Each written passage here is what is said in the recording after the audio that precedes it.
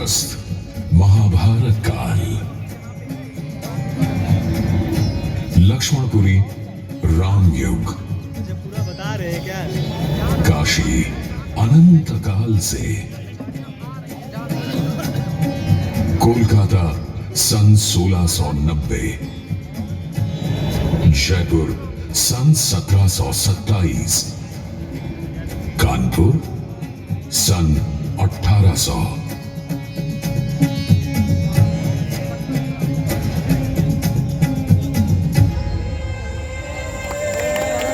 पुराण बताते हैं कि खांडव प्रस्थ के वन को साफ करके पांडवों ने इंद्रप्रस्थ बसाया था।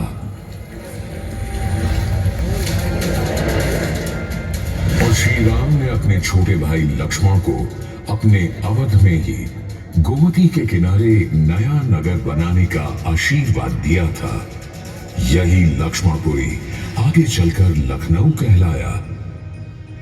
फिर काशी का तो कहना ही क्या। इस आनंद कानन में तो स्वयं भगवान शंकर पार्वती को लेकर वहां बसने चले आए थे। पुराणों को छोड़कर इतिहास की ओर चले तो कुछ लोग मानते हैं कि कोलकाता नाम के एक छोटे से गांव को कलकत्ता नाम के महानगर में बदला, बनाया, बसाया था ईस्ट इंडिया कंपनी के जॉब चार्नक ने सन 1690 में। फिर 1727 में पानी की किल्लत के चलते अपने आमेर के किले से नीचे उतरकर महाराजा सवाई जयसिंह ने जयपुर की स्थापना की थी। और अपना कानपुर जहां तक शहरों की उम्र का सवाल है, अपना कानपुर एक बहुत ही कम उम्र नौजवान शहर है जो सिर्फ लगभग 225 साल पहले बसा था। पर आप उसे किसी से कम समझने की गलती मत कर बैठिएगा। अगर आप इस नगर की जड़ों में जाएंगे तो आप यह भी कह सकते हैं कि अगर यह स्थान ना होता तो शायद दुनिया में हम आप भी नहीं होते।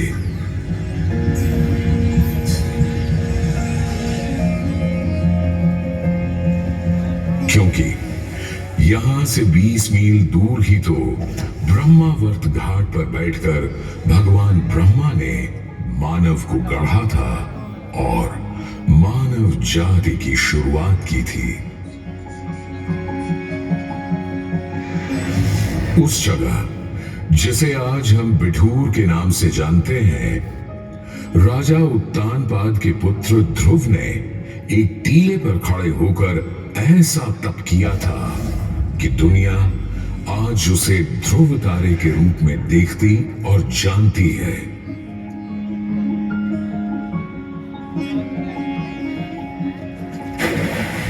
ठीक वहीं गंगा किनारे ऋषि वाल्मीकि का आश्रम था, जहां अयोध्या के बाद सीता जी को आश्रय मिला था। वन देवी का नाम धर वे वहीं रहने लगी थी। श्री राम सीता जी के 2 पुत्र लव और कुश का जन्म भी वहीं हुआ था। वहीं हमारे कानपुर के बिठूर में तो वाल्मीकि जी ने रामायण रची थी, जिसे बाल कुशी लव की जोड़ी ने याद कर सारी दुनिया को सुनाया था। दशरथ नंदन श्री रघुनंदन, बोलो सब जय श्री राम की। दशरथ नंदन श्री रघुनंदन, बोलो सब जय श्री राम की। ये रामायण है कथा जानकी श्री राम की। ये रामायण है कथा जानकी श्री राम की।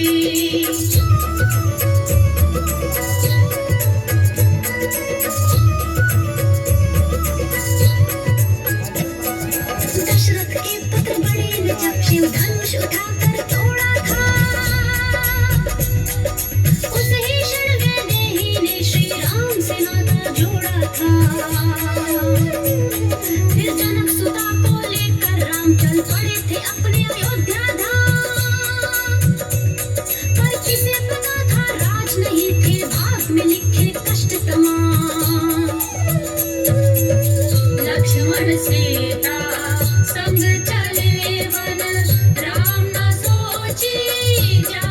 की। ये रामायण है कथा जानकी श्री राम की, जानकी श्री राम की।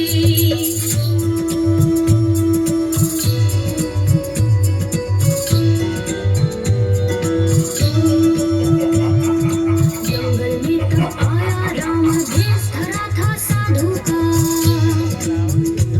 निकली बाहर जैसे सीता, ले उठा चला वो डाकू सा।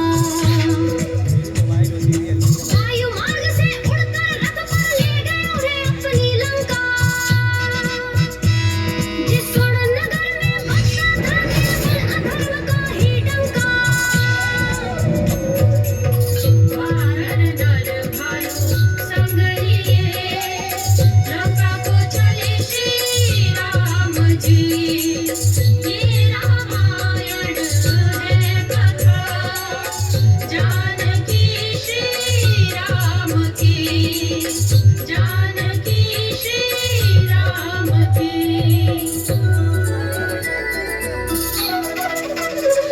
श्री राम ने जब भेदी नाभि, रावण भूषाई हो अमर करे।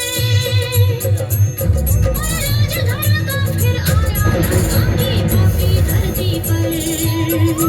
अभिषेक हुआ श्री राम का जब, हुई दिवाली तब शान की। ये रामायण है कथा जानकी श्री राम की, जानकी श्री राम की। सियावर रामचंद्र की जय, पवन सुत हनुमान की जय।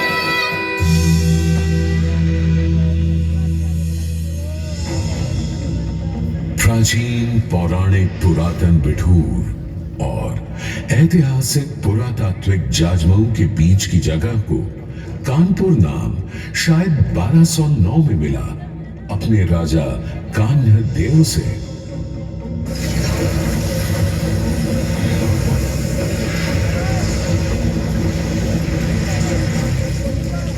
कान्ह देव से कान्हपुर, फिर कानेपुर और फिर कानपुर। पर तब इस छोटी सी बस्ती को कोई कोई ही जानता था। हाँ, लोग जानते थे तो सिर्फ यहां बहती पवित्र गंगा मैया को। गंगा जिसकी दिव्यता को देव दानव सब जानते हैं। गंगा जो मनुष्यों को उनकी भाव भावना के अनुसार भक्ति और मुक्ति देती है। गंगा जिसके चरण कमलों को हम सब नमन करते हैं। और सम्राट प्रियदर्शी अशोक के बनाए राजमार्ग पर बनी इस बस्ती की हस्ती तब अचानक बदल गई जब ईस्ट इंडिया कंपनी ने सन 1803 में इसे एक नया जिला और अपनी छावनी ही नहीं बल्कि उत्तर भारत के एक महत्वपूर्ण औद्योगिक शहर के रूप में भी बसाना शुरू किया। देखते देखते कान्हपुर कानपुर बन गया और देश की पहली ऊनी कपड़ों की मिल यहां लग गई। सूती कपड़ों की बुनावट बनावट में कानपुर बॉम्बे अहमदाबाद ही नहीं इंग्लैंड के मैनचेस्टर से भी टक्कर लेने लगा। ऊपर से चमड़े के उम्दा काम ने कानपुर का नाम दुनिया भर में फैला दिया।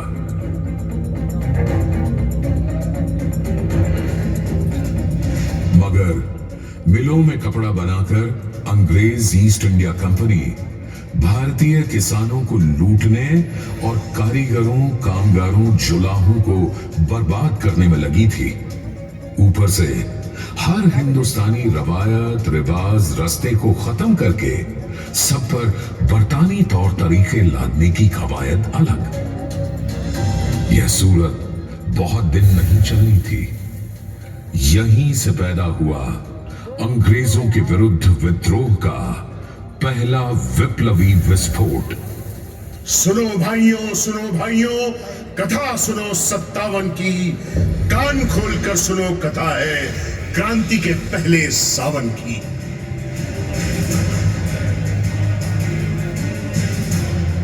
नाना साहब थे बिठूर से, चला रहे सारा संग्राम।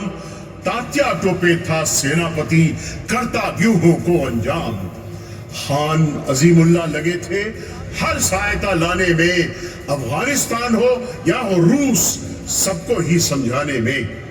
27 जून को अंग्रेजों को भगा भगा कर मारा इतना, बना दिया नाना को पेशवा, पूरा किया पुराना सपना। जनरल हेवलक हुआ पराजित एक नहीं 2 बार, पर तीजी जब जंग हुई क्रांति की फौजें खाई पछाड़। फिर जनरल विंडम भी आया, करने लगा नए हमले। तात्या टोपे ने छोड़ा कंपू जब हालात नहीं बदले। मैदावती लड़ी आखिर तक, जब तक नहीं हुई स्वाहा। देख अजीजन के तेवर, खुद हेवलक बोला था वाह वाह। पर हा दुर्भाग्य, भाग्य थे फूटे, ना सफल हुई वो पहली जंग। पर अंत समय आने तक थे सारे वीर बहादुर संग। मंगल पांडे, तात्या टोपे, बेगम हजरत, रानी झांसी, देश प्रेम में हंसते हंसते तोपें झेली, चढ़ गए फांसी।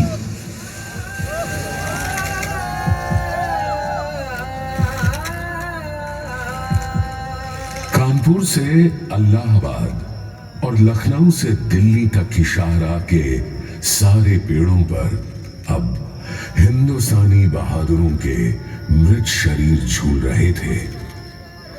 कहीं कहीं इतना रक्त बहा था कि पेड़ों पर उगे आमों का रंग पीले से लाल हो गया था और गंगा रक्तम। यह हिंदुस्तानियों की बहादुरी का सबूत था कि इतने अंग्रेज कानपुर के सती चौरा घाट पर हलाक हुए कि अंग्रेजी इतिहासकारों ने उस घाट का नाम ही मैसेकर या कातिल घाट रख दिया था। सदी बदलते न बदलते पूरे देश में शुरू हो गया था अंग्रेजी राज के खिलाफ एक नया स्वतंत्रता संग्राम। विद्यार्थी जी का प्रताप प्रेस तो हर क्रांतिकारी का घर बन गया था। वहीं मुंशी दया नारायण निगम ने अपने जमाना में कौमी तराना सबसे पहले छापा था। सारे जहां से अच्छा हिंदुस्तान हमारा। एक तरफ गांधीवादी अहिंसावादी नौजवान थे, तो दूसरी तरफ हमारे कानपुर में ही भगत सिंह, चंद्रशेखर आजाद, भगवती चरण बोहरा, शचीन्द्र नाथ सान्याल, मनमथ नाथ गुप्त, बटुकेश्वर दत्त और भी न जाने कितने वीर हिंदुस्तान को आजाद करवाने के लिए कुछ भी कर गुजरने को तैयार थे, फिर चाहे उन्हें हथियार भी क्यों ना उठाने पड़े। कानपुर के दुबले पतले कमसिन कमजोर से शिव वर्मा का डीएवी कॉलेज का हॉस्टल रूम इन सब युवा क्रांतिकारियों का केंद्र बन गया था।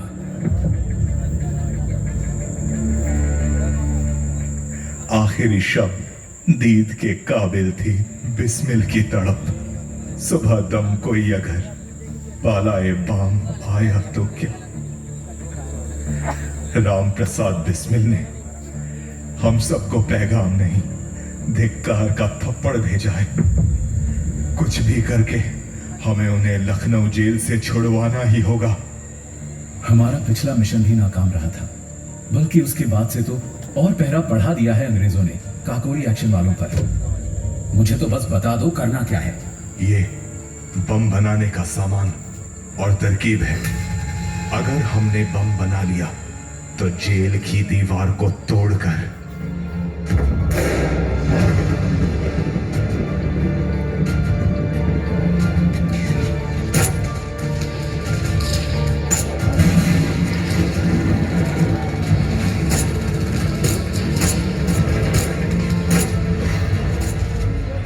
उनका नक्शा पकड़ा गया और वो काकोरी कांड के जांबाजों को बचा नहीं पाए। काकोरी कांड में शामिल 4 बहादुरों राम प्रसाद बिस्मिल, अशफाकुल्ला खान, राजेंद्र लाहिरी और रोशन सिंह को फांसी चढ़ा दिया गया। स्वयं महात्मा गांधी स्वतंत्रता आंदोलन के समय 7 बार कानपुर आए थे और मोहब्बतों इंकलाब के शायर, मजदूरों के हिमायती मौलाना हजरत मोहानी ने यहीं से तो देश को नारा दिया था, इंकलाब जिंदाबाद।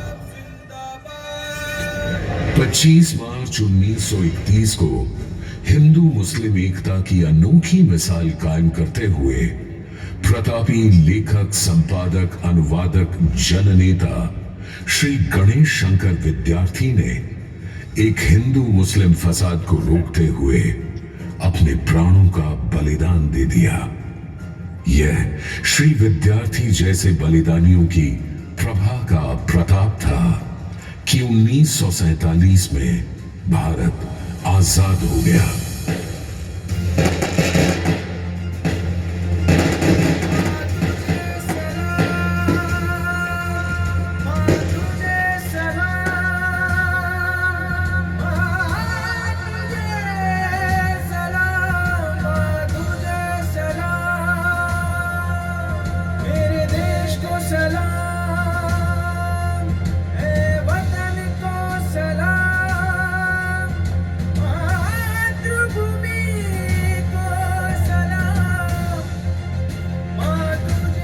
अंग्रेजों के भारत से जाने और देश की स्वतंत्रता के बाद भी कानपुर अपनी एक अलग राह बनाता रहा।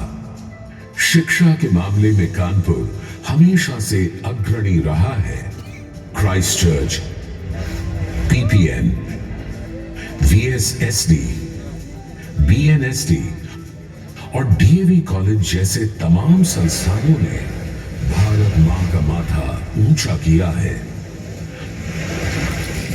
देश और दुनिया को एकात्म मानववाद या इंटेग्रल ह्यूमनिज्म का सिद्धांत और संस्कार देने वाले पंडित दीनदयाल उपाध्याय ने कानपुर सनातन धर्म कॉलेज से ही स्नातक की शिक्षा प्राप्त की थी और डीएवी कॉलेज कदाचित संसार का अकेला ऐसा कॉलेज होगा जहां से किसी देश के प्रधानमंत्री और राष्ट्रपति दोनों बने हों।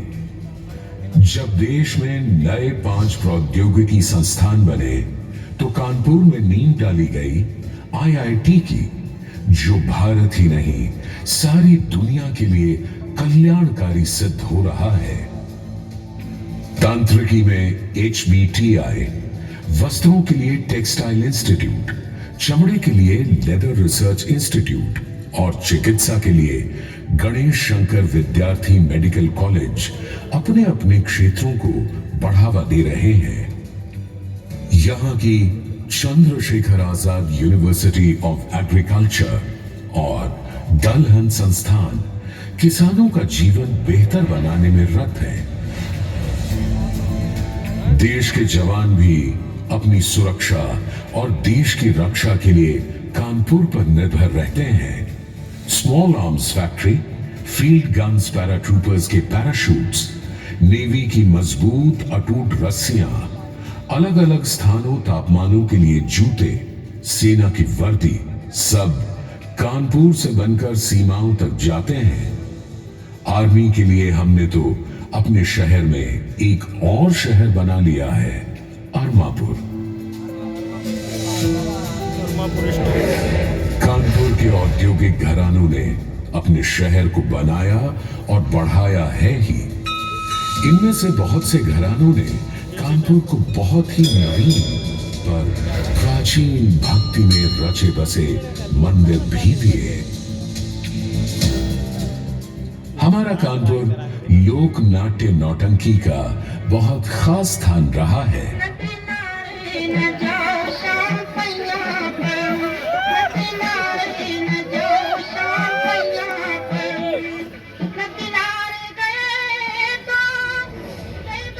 होली का रंग बिरंगा त्योहार जब सब जगह खत्म हो जाता है तो उसके एक सप्ताह के बाद कानपुर मनाता है अपना अनोखा गंगा मेला और दूसरी होली। इसी तरह कानपुर वालों की मस्त चाल और कनपुरिया भौकाल की भी क्या बात है। खाने पीने में भी कानपुर का कोई जवाब नहीं। आज सरकार की नई नीतियों के चलते कानपुर एक नए उत्साह के साथ एक नए युग में कदम रखने को आतुर है। आज कानपुर देश का 8वां और उत्तर प्रदेश का सबसे बड़ा स्मार्ट सिटी है। स्मार्ट सिटी कानपुर ने मेट्रो रेल, विद्युत बस, गंगा बैराज जैसी नई सहूलियतें दी हैं तो पुराने ग्रीन पार्क को नवीली धज। स्मार्ट सिटी बनाने से कानपुर के नागरिकों को सुविधा के साथ सम्मान और स्वाभिमान भी मिला है।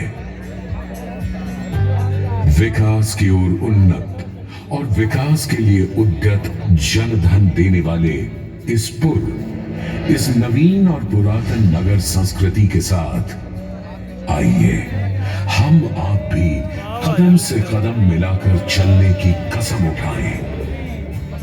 तभी तो बनेगा एक नया कानपुर, नया स्मार्ट सिटी, नया उत्तर प्रदेश, नया भारत देश।